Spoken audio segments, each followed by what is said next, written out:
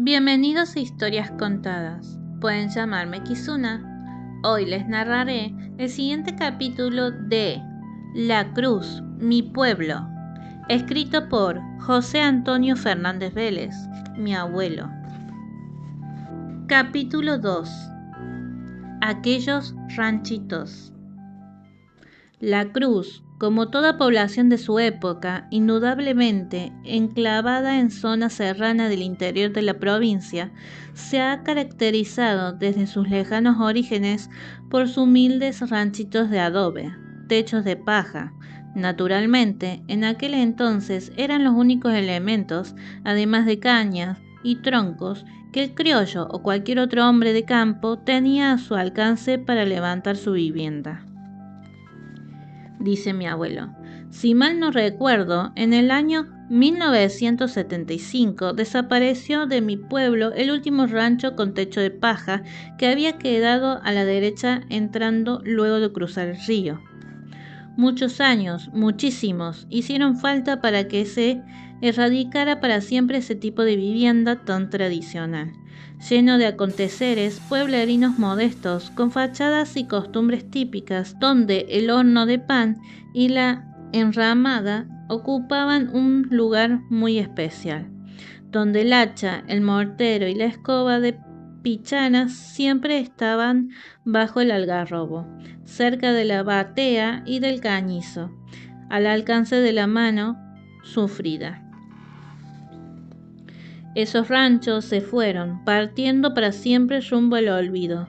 Dejaron resignado su lugar a nuevas viviendas con menos goteras, menos primitivas, siempre dentro de una imagen modesta, desde luego. Podría yo en este instante citar a muchos, como también a cada uno de los habitantes que lo ocuparon en su momento, pero en el fondo sentimental de mis pupilas aún conservo intacta la fachada del rancho que perteneciera a Ramona Lencinas, mamá de Andrea, Ercilia, Juana, Ramón y Juan Rafael, que se ubicaba hace 50 años en el fondo mismo del inmueble donde Adolfo Funes construyó su casa, instalando su farmacia. Tenía su frente al este y un aguaribay enorme casi lo cubría por completo. ¿Por qué lo de sentimental? Bueno, porque Ramón siempre trató de protegerme cuando jugábamos al fútbol, y con Juan Rafael fuimos juntos al servicio militar. Pues bien, esa misma propiedad es ocupada actualmente por la Escuela Superior de Comercio, entre comillas, Dr. Dalmacio Vélez Sarfield, en calle Sarmiento. Hermoso destino de aquel solar humilde. ¿No lo cree así? Las techadas. Con la desaparición de los ranchitos de mi pueblo, no solo se extinguió la estampa típica, melancólica de su presencia, sino que se despidieron silenciosamente aquellas bullangueras reuniones de vecinos, cuando se disponían a renovar un techo de paja, entre paréntesis, la techada, cerramos paréntesis, como la acumulación de paja y barro año tras año engrosaba considerablemente el espesor del techo, aumentando en proporción su peso y el peligro de hundirse. Se procedía por lo general a realizar dos etapas. La primera consistía en un raspado total para adelgazar, alivianar la carga existente, cambiando las cañas rotas podridas, donde luego se extendía paja suelta que serviría de contención de barro. Siempre se procuraba especialmente curar, fortalecer bien los caballetes donde los vientos suelen producir levantamientos. La segunda etapa se cumplía en un clima de fiesta casi siempre, donde nadie que estuviera próximo se salvaba del barro, de ahí la euforia y predisposición de ánimo. La, entre comillas, fiesta, se cumplía dentro de un limitado trayecto, o sea, el pozo de barro líquido bordeado por un lado con atados de paja bien acondicionados, apretados. Por el otro lado, los atados de paja ya embarrados hasta la mitad que se apoyaban a un tronco para que permanecieran parados, conservando limpia la mitad, y a cierta distancia el techo culpable, siempre propenso a hundirse. El techador era el jefe improvisado del grupo. Todo se hacía mediante gritos, tanto como para, entre comillas, el voleo de los atados, que sin duda requería cierta experiencia, o bien disponer el cese momentáneo porque el barro estaba muy espeso y había que echarle agua, o porque estaba demasiado líquido y le faltaba tierra negra, no cualquier tierra. El pozo donde se embarraba la paja era por lo general de 1 metro de hondo y 1,50 m de diámetro, es decir, con dimensiones donde el pocero, siempre cubierto con una arpillera, pudiera maniobrar con la azada, cabo largo y la pala ancha. Para el espectador, pienso, dice mi abuelo, siempre fue un poco de arte aquella tarea de arrojar los atados de paja sobre una casa, tan bien dirigidos, sin desacomodarlos, con el barro siempre para abajo, como también lo que hacía el techador, que con maestría recibía en el aire los atados, aunque a veces en el pecho, para luego con ligereza extenderlos como un abanico sobre el techo, mientras iba llegando otro atado. Para cumplir esa faena no había pagos ni promesas remunerativas.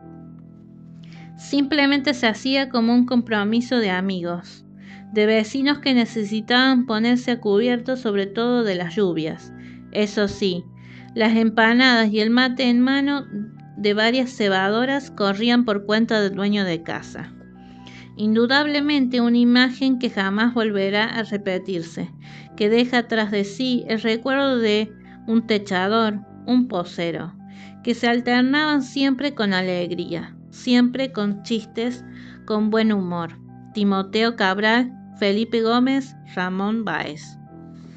Los corrales.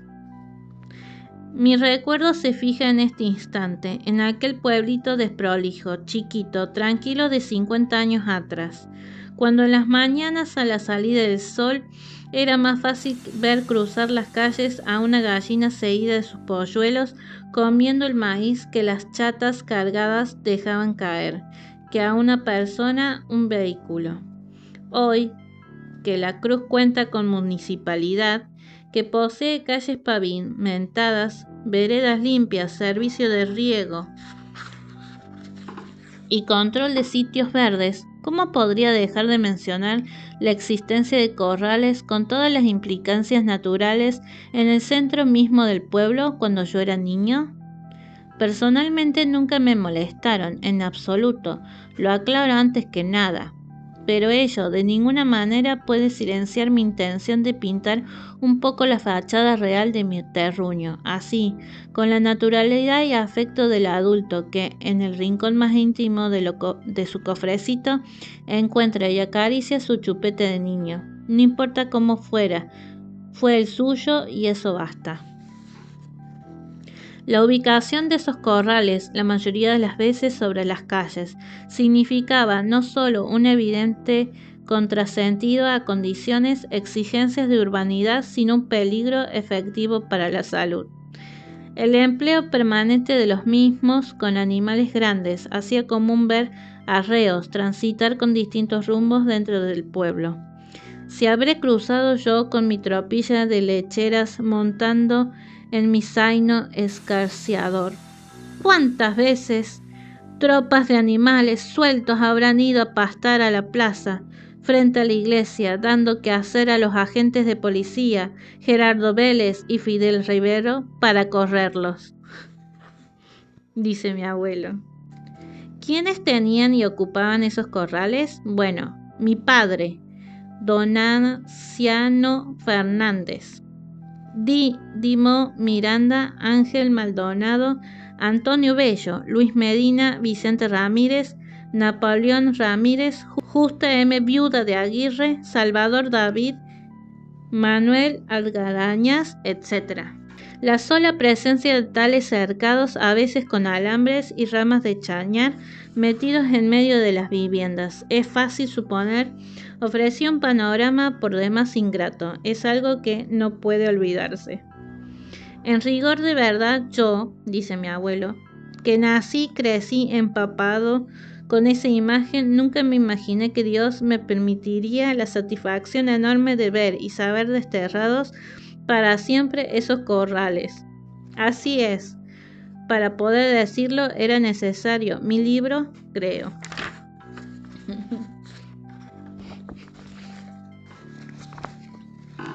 Hay algo, sin embargo, que se impone, sea conocido. No fue simplemente capricho o mal gusto lo que hizo posible aquel espectáculo. Las condiciones de vida tan escasas que entonces se daban, hacían no necesarios, impredecibles, esos corrales al lado prácticamente de las respectivas viviendas. Pues solo así. Si te está gustando la historia, no te olvides de suscribirte, activar la campanita, dejar un like y un comentario. Gracias por prestar atención. Continuamos con el audiolibro. Podía contarse con la seguridad del servicio de las lecheras que tanto ayudaban a la manutención de la familia, directa o indirectamente a través del reparto de leche que se comercializaba. Además, cada propietario procuraba naturalmente que sus animales estuvieran a salvo de lo que en algún tiempo pudo ser la peste mayor, o sea, que se encajaran en algún lazo arrojado por error. ¿Cómo no tolerar entonces la presencia de aquellas lecheras con toda su bosta, corrales con pantanos verdes malolientes, si con ellas contaban tantas madres para alimentar a sus hijos? Si lo sabré yo, dice mi abuelo, que fui uno de los 18 de mi madre.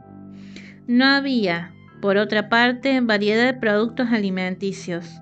Al menos en el pueblo era muy poco, en esa época, por supuesto, lo que se conocía envasado, duraznos, entre paréntesis, duraznos, salsa, sardinas, cerramos paréntesis. Empaquetado menos aún. Recuerdo los paquetes de velas, nada más. Ahora bien, todos los animales, vacas, caballos, mulas, que encerraban aquellos corrales citados irremediablemente a una hora determinada del día, iban a parar al río, llevados a pastar en sus riberas. De allí entonces la sucesión de hechos, recuerdos que señalo en mi poema. Entre comillas, ¿qué cosas dijo mi río? Aquellos patios.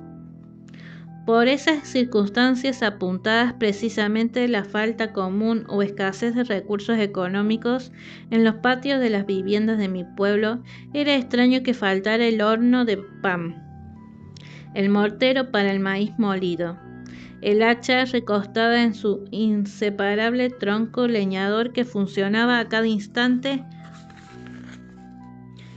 para poder mantener el fuego de la cocina, el brocal rústico, añejo, carcomido que señala el pozo del balde, la batea averiada, atada con alambre y curada con puchos de jabón a la intemperie bajo el árbol grande, donde se amacaba una fiambrera improvisada, vacía.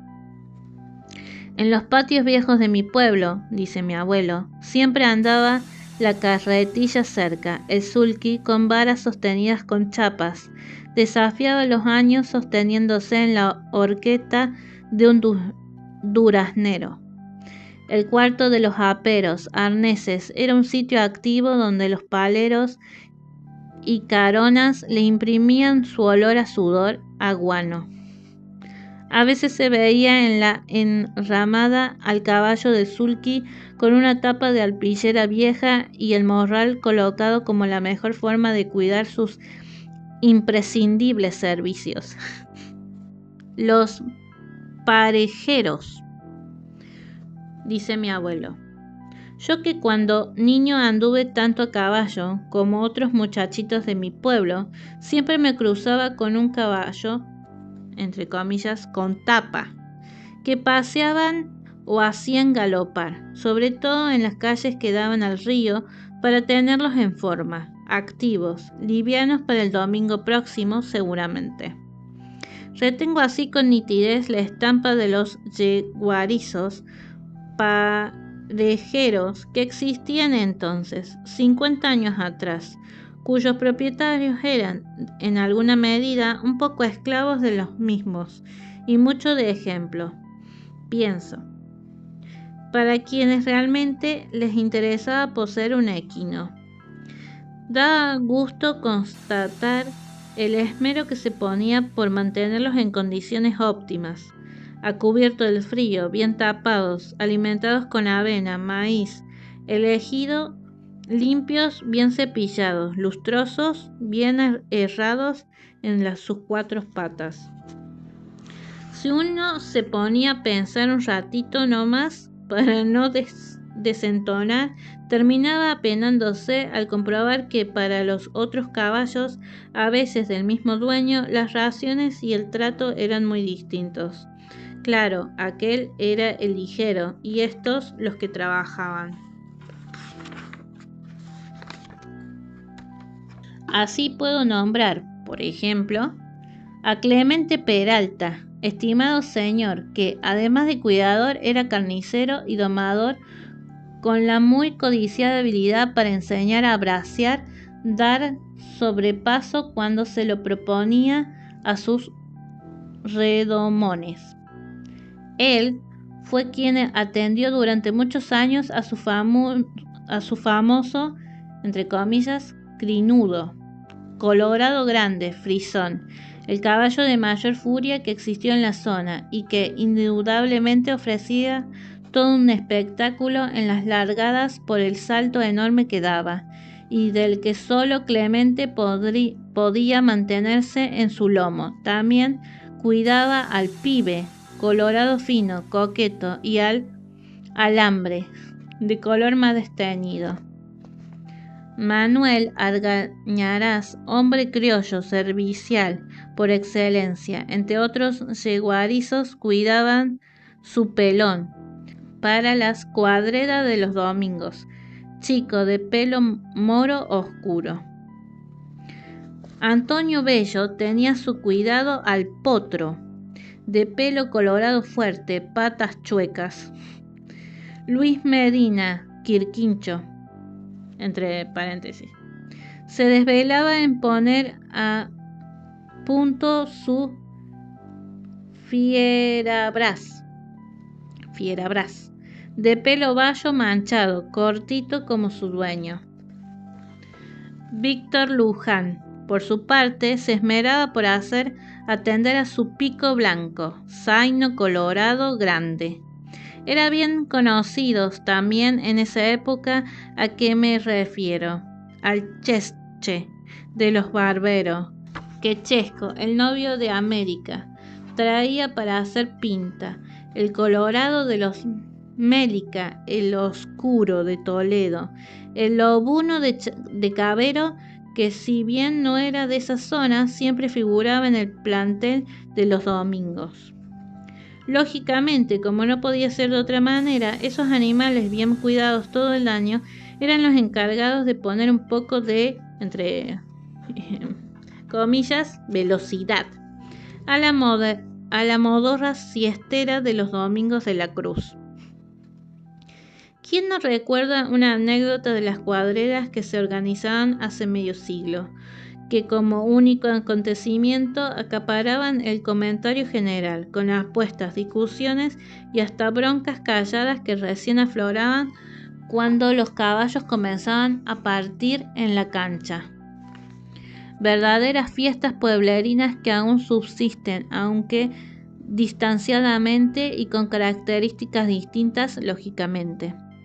Aquellas cuadreras en que no se veía un automóvil, sino cantidad enorme de jinetes, uno mejor montado que el otro, muchos sulkis que se colocaban lejos, atados a los alambrados, y algunas chatas de 4 ruedas que servían de reparo para los ventajes, donde solo se veían café, mate y empanadas.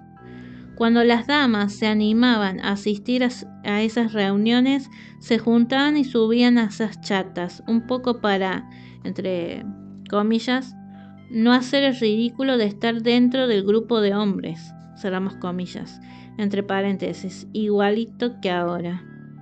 Y algo para hacerse notar, eso sí, por supuesto, cada niña acompañada de su mamá.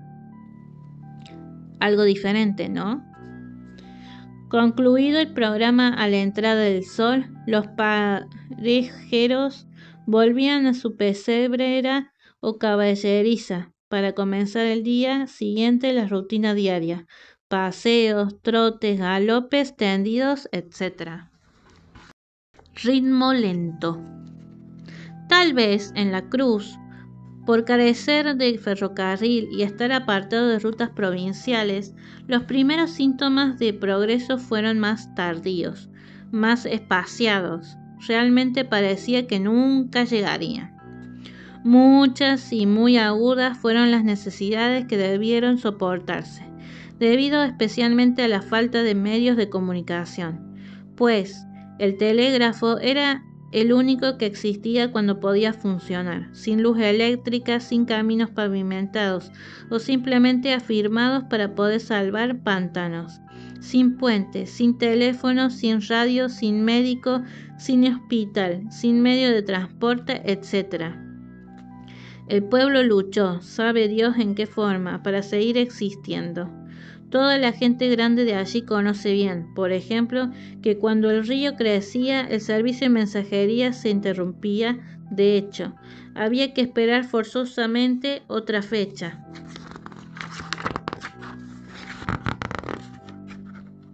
Que el río cediera. Y así sucesivamente. Los pocos diarios que llegaban siempre eran atrasados. Revistas prácticamente se desconocían en el pueblo. Nadie en ese entonces vendía un papel o menos un libro. Si un vecino llegaba de la ciudad, era asediado por los demás con preguntas como estas, entre comillas casi todas las preguntas. ¿Qué nuevas hay? ¿Qué se cuenta? ¿Lo viste el doctor? ¿A qué hora saliste? ¿Tuviste problemas con el pantano? ¿Pudiste bajar el alambrado? Cerramos comillas. Realmente se vivía entonces un aislamiento mortificante, que al mencionarlo agiganta la memoria de aquellos seres que aguantaron cimbronazo tan duro. Por supuesto, solo una gran necesidad, con una considerable dosis de valentía y algo de artista, hacía posible emprender un viaje directo a Córdoba, la capital. Pues los caminos de tierra con huellas hondadas en trayectos amplios, pozos y guadales, producidas generalmente por el arreo constante de animales, eran inconvenientes serios que había que afrontar.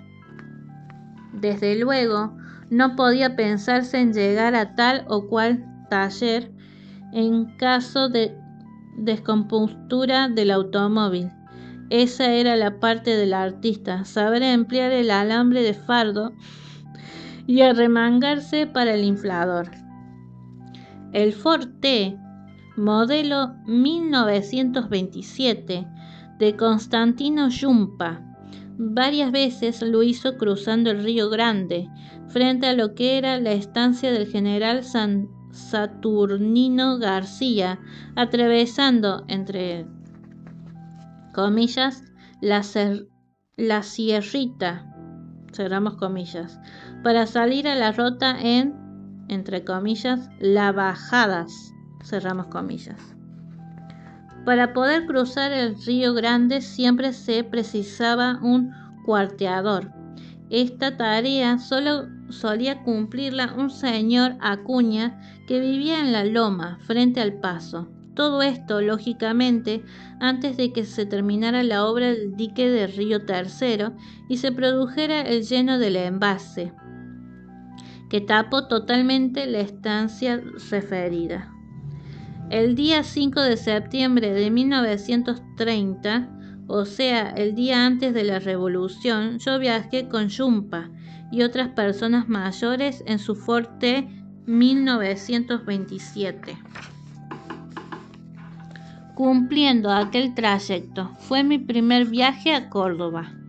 Salimos de la Cruz a las 6 de la mañana y llegamos a las 19 horas a casa de Carlos, mi hermano, que vivía en el primer piso de la esquina de 25 de Mayo y Alvear, exactamente donde ahora está el Cine Mayo.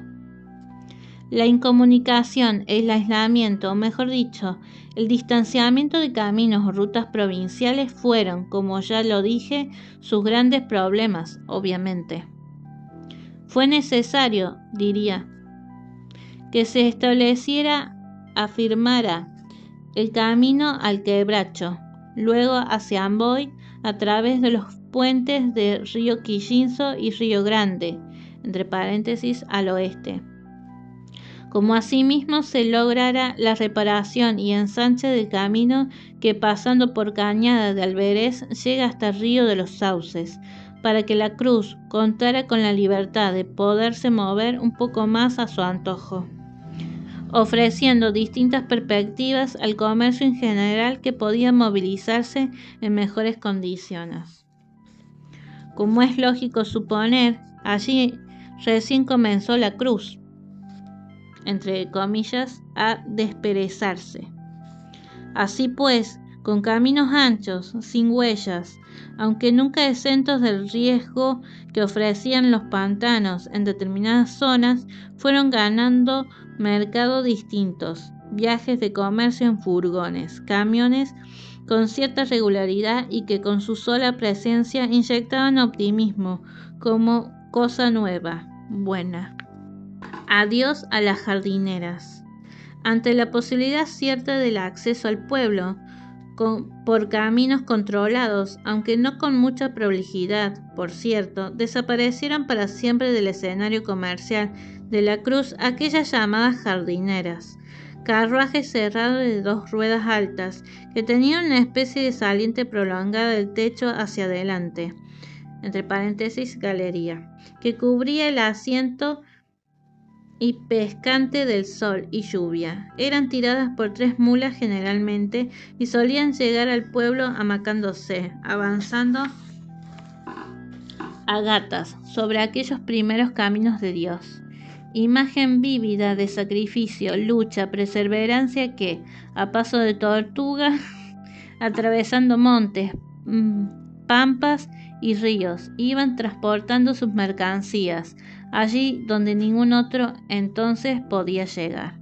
Así, dice mi abuelo, en ese desgranar incesante de recuerdos, mezcla de añoranza, gratitud, aparece la figura de Manuel Atala, sirio, anciano ya, que siempre se acompañaba de su hijo Moisés, que cada vez que llegaba al pueblo solía parar en casa de Ángel Maldonado, entre paréntesis, papá de Nicandro, Filemón Domiciano, cerramos paréntesis.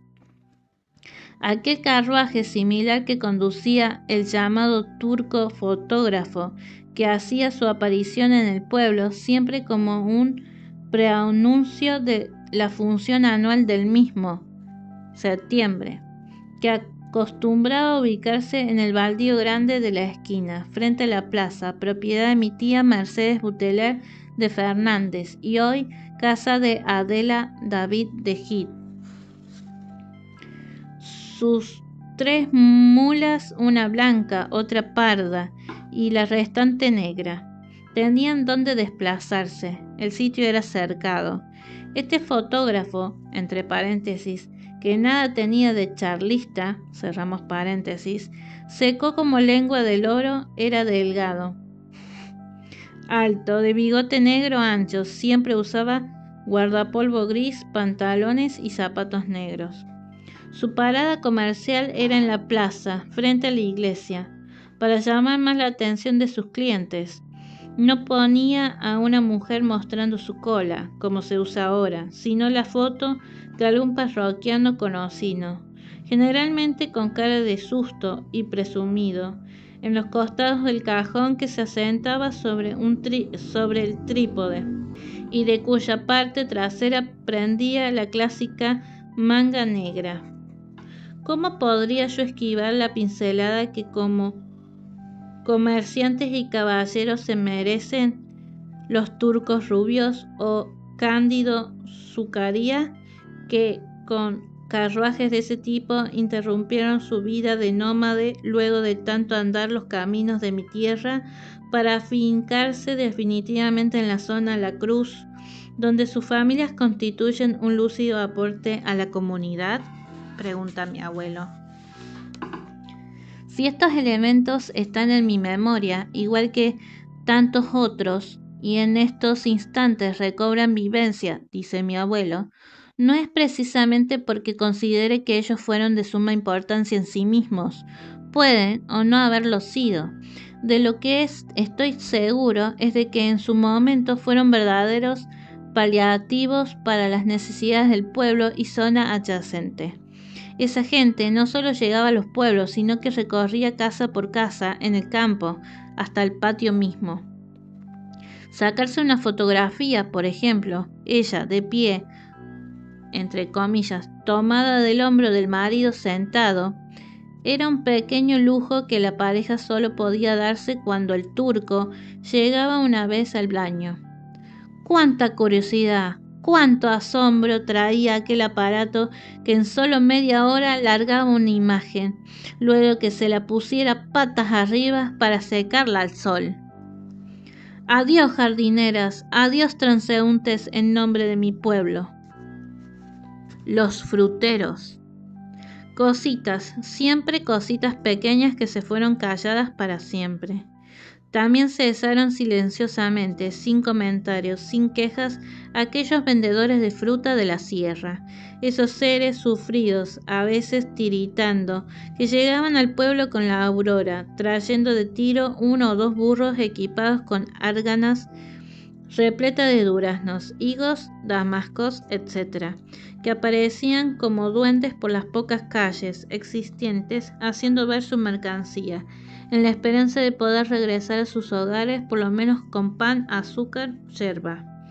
¿Cómo no recordar a Antonio Jaime, entre paréntesis Rana, que se acompañaba de sus 2 hijos y estacionaba sus asnos frente al ranchito de Jesús Elizondo de Fernández, cuando ésta tenía más de 100 años, a 20 metros de mi casa paterna? Pregunta mi abuelo. A Antonio Luján, morocho tupido, bajito, chueco, que además de fruta solía ofrecer quesillo de cabra, arrope, miel, nueces, pasas de higo. A José González Ripincho, que solía inesperadamente alternar su venta de frutas en Árganas con el alquiler de su choza de plaza, Mateo. A Eusebio Martínez, pálido, rubio, que llevaba duraznos en la parte trasera de una jardinera alta a la que nunca alcanzábamos los chicos de mi pueblo. A Pedro Ramírez. Claro, habrá tantos en ese nombre. A quien deseo evocar aquí no era precisamente frutero, sino tabaquero. Lo incluyo aquí solo por su semejanza de ambulante, sus asnos cargados, su tranquilidad, su mutismo, sin duda su sufrimiento. Aquel señor ya de mucha edad, que cada tanto solía atravesar la Sierra Grande en una mula negra, trayendo de tiro, una tras otro, asnos cargados con atados o fajos de tabaco que él cosechaba en Merlo, provincia de San Luis. Necesitaba negociar su carga luego de esa verdadera travesía que significaba cruzar la Sierra Grande para afrontar las necesidades urgentes de su hogar, lógicamente, pero que ocurría la autoridad policial a raíz de disposiciones legales en vigencia. En más de una ocasión debió privarlo de su preciada carga, o sea, le hacían un decomiso, sin poder llevar siquiera una vela, como él decía, para sus hijos. El sacrificio, la esperanza de un año de cosecha se fumaban de golpe, claro está, porque su tráfico era ilegal. Vaya uno a saber si legalmente podía ese hombre quitar el hambre a sus hijos. Y bueno, lo cierto es que yo, dice mi abuelo, siendo un niño, Al escuchar las razones que Pedro Ramírez daba a Arturo Martínez, almacenero que vivía enfrente de mi casa vieja, pidiéndole, entre comillas, le fiara algunas cositas, comencé desde entonces y cada vez que llegaba con sus burros a esconderlo allá entre los sauces, en el bajo de nuestro terreno, a la orilla del canal de Anfosi, de donde se proveía de agua para su cerviado y sus bichos. Esta referencia, que nada tiene de tonificante, solo tiende a hacer notar, especialmente a la gente joven, cómo fueron los comienzos comerciales del pueblo, naturalmente desde la edad en que yo pude conocerlo, sin contar todo lo que mucho que falta para atrás.